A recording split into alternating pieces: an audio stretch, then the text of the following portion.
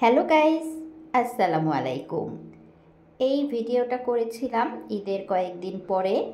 আর আমার বাসায় গেস্ট আসবে, মূলত গেস্টদের জন্যই সামান্য আয়োজন করছি। বাজারে বড় চিংড়ি মাছ ছিল না, যেহেতু ঈদের পর বাজারে খুব একটা মাছ পাওয়া যাচ্ছিল না, তাই মাঝারি সাইজের চিংড়ি মাছ নিয়ে এসেছিলাম। তো এখন আমি মাছগুলোকে সুন্দর করে কেটে ধুয়ে পরিষ্কার করে নিচ্ছি। চিংড়ি মাছের খোসাগুলো আমি ছাড়িয়ে নিচ্ছি। আর মুরগিও এনেছিলাম, তো চিংড়ি মাছগুলোকে আমি মশলা মাখিয়ে নিয়েছি আর মুরগির মাংস দিয়ে রোস্ট করব। এর মধ্যেও আমি একটু জর্দা রং আর লবণ দিয়ে ম্যারিনেট করে রাখলাম। সবই আগে ভাজবো, তারপর রান্না করব।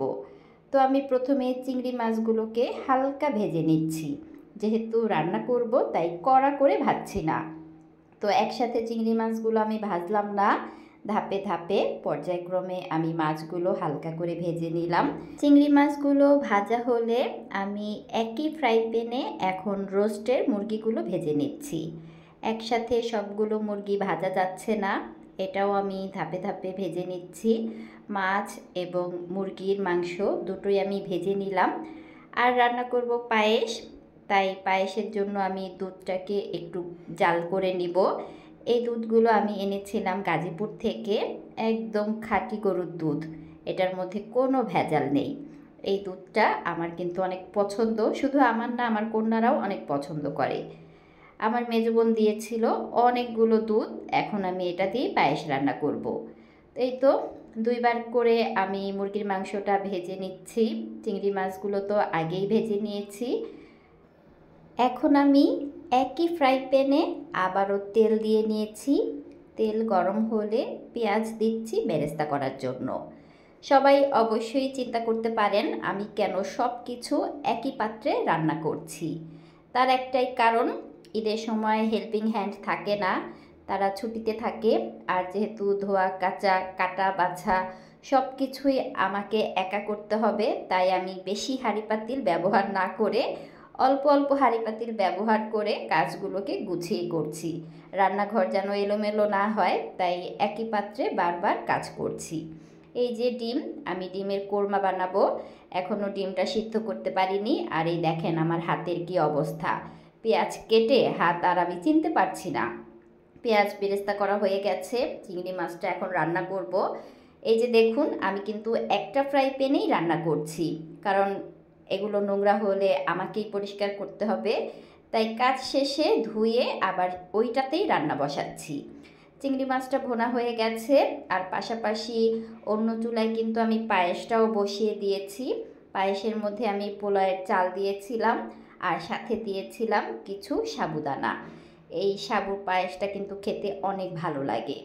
পায়েসটা হতে অনেক সময় লাগে, তাই এক চুলায় আমি পায়েস বসিয়েছি আর অন্য চুলায় আমি সবগুলো কাজ একটা একটা করে করছি।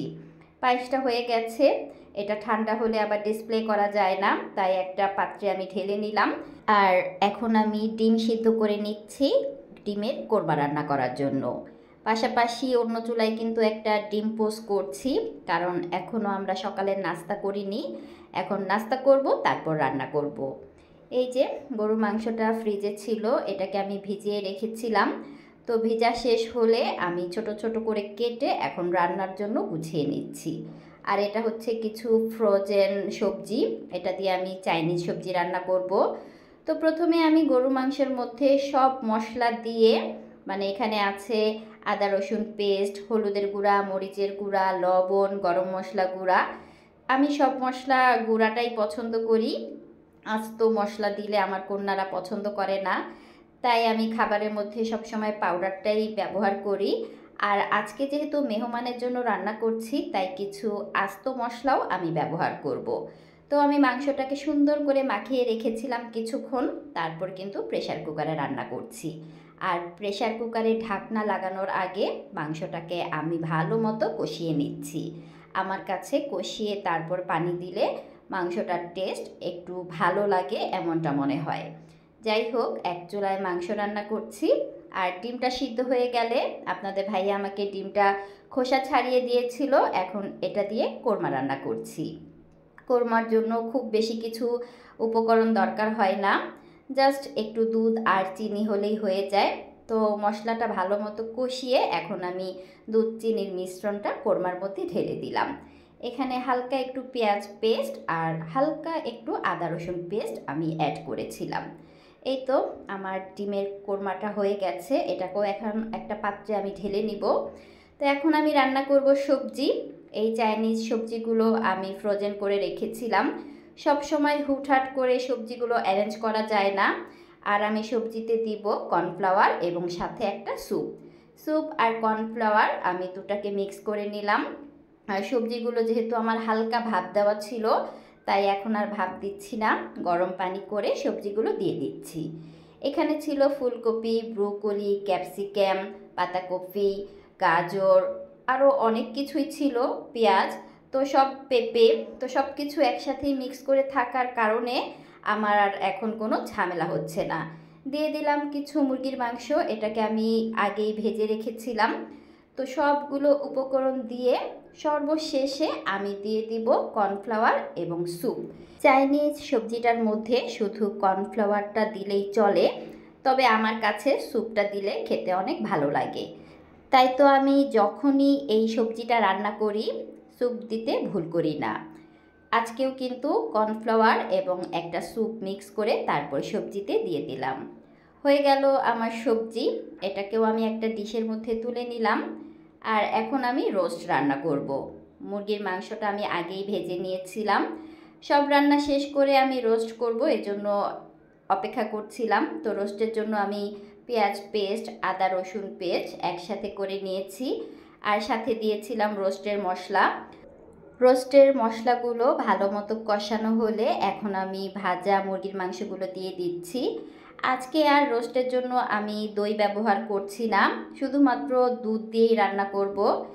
আমার ঘরে রিদি ছাড়া আর কেউ রোস্ট পছন্দ করে না, আমি তো ভুলেও টেস্ট করি না, রাহাও পছন্দ করে না, আপনাদের ভাইয়াও পছন্দ করে না। এই যে দেখতে পাচ্ছেন চালের গুঁড়ি, এখন কিন্তু মেহমানদের জন্য আমি চালের রুটি বানাবো। এক চুলায় আমার রোস্ট হচ্ছে আর অন্য চুলায় আমি রুটির জন্য আটা সিদ্ধ করব। রোস্টে দেওয়ার জন্য পেঁয়াজ আমি আগেই বেরেস্তা করে রেখেছিলাম, আটা সিদ্ধ করে ভালো মতো কাই করে আমি ছোট ছোট গোল করে নিয়েছি। এখন আমি সর্বশেষ রান্না পোলাওটা বসিয়ে দিলাম, চালটাকে ভালো মতো সিদ্ধ করে নিচ্ছি আর অন্য চুলায় পানিও ফুটিয়ে নিচ্ছি। মোটামুটি আমার রান্না কমপ্লিট। কোন মেহমান আসছে সেটা কিন্তু আমি আপনাদের সাথে বললাম না। দেখি তো কে বলতে পারেন আমার বাসায় কে বা কারা আসবে। মেহমানদের জন্য আমার সব রান্না শেষ। সর্বশেষ ছিল চালের রুটি ভাজা, এগুলো আমি ভেজে নিচ্ছি। আর কোন মেহমান আসছে এটা দেখার জন্য অবশ্যই আমার নেক্সট ভিডিও দেখতে ভুল করবেন না।